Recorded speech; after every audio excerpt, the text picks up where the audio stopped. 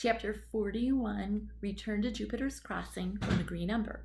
Pickett knew the landscape from maps, but it was different to be on foot. He didn't recognize this tree or that hillside. He lost his place in small ways many times, correcting course when he came to a large stream or a bigger landmark that he recognized. He kept up a steady pace, measuring his endurance against the long road he knew was in front of him. He wouldn't stop. He hoped Smalls would, and so he hoped to overtake him before he reached Jupiter's Crossing. If Smalls beat him to the crossing, he knew it would be too late. A terrifying image kept presenting itself to his mind. He always found him arriving just in time so that he could, like Uncle Wilfred with King Jupiter, see the horrible things happening and be powerless to alter anything. He bounded on. His feet dug into the earth, shattering clods and spinning rocks as he threaded through brush and sped through clearings. His heart pounded. His body cried out against the pace, screaming at him to rest. But his mind argued back, "Don't stop. Never stop." He had reached the base of the mountain in what he believed had been good time and had made good progress across the foothills, stopping only to drink. He'd eaten nothing since breakfast of bread and cheese in Lord Rake's quarters that morning. Hunger gnawed at him, but he drove on harder, refusing to consider rest. He ducked beneath a branch, snapped past several more, sped on through an overgrown patch of forest. The woods were silent. He heard his own breathing, felt his own pounding heart, knew the familiar grind of displaced earth beneath his feet. He felt all alone in the world. He hoped to reach Smalls before nightfall, but he was no scout. He wasn't able to read the ground. He could only pursue the quickest route he could calculate from Cloud Mountain to Jupiter's Crossing. He hoped he was fast enough to keep that hallowed ground from doubling its deadly reputation. Most of what he knew he'd learned from Uncle Wilfred. Jupiter's Crossing had been crossed for many lifetimes, though it had been before only been called the Crossing. The place called Jupiter's Crossing meant the narrowest gap between forest and had been where rabbits would cross. They were easy targets for bird of prey.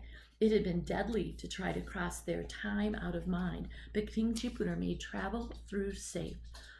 This was why Morbin Blackhawk had relished the irony of this location for King Jupiter's fall. When the sun was halfway down in the sky in its evening descent, Pickett despaired. He believed he only had a few miles to go before he reached the crossing. He was more and more convinced he'd be too late. Weary, hungry, and hopeless, he continued on. The last few miles toward Jupiter's Crossing were hard, harrowing work. He jogged now, urging his weary body on.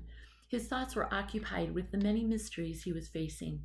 Heather had called him Jupiter Smalls, the son and heir of King Jupiter Good.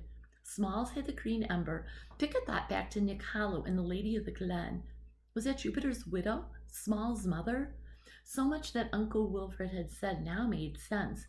How ironic was it that all those who hated the Longtreaders, Uncle Wilfred especially, had no idea that the one he devoted his life to protecting was Jupiter's heir.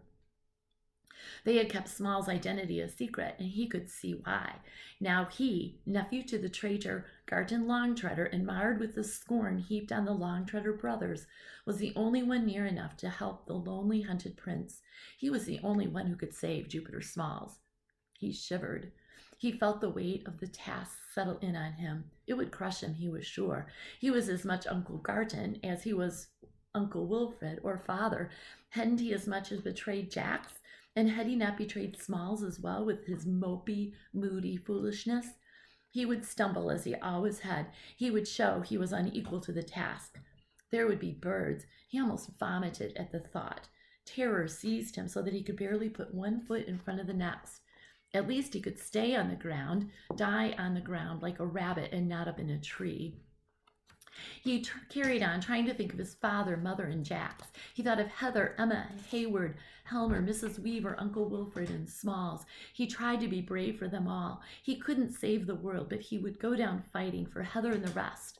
I'll at least do that. Then Pickett saw what he had been looking for. A stream running north, an unmistakable sign he was getting close. He slowed, suddenly conscious that there might be wolves, birds of prey, or any number of evil creatures in the area.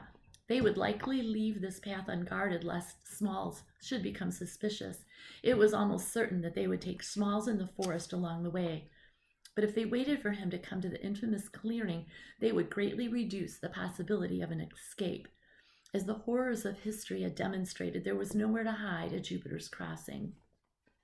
The sun was getting low, nearing the horizon of trees, when he had his first glimpse of the clearing. He followed the path now, darting through the trees and peering ahead, searching for some sign of Smalls. Then he saw. Jupiter Smalls lay on the field in the midst of Jupiter's crossing, his arms bound behind him, and his neck laid bare to the teeth of Red-Eye Garlickson. The end.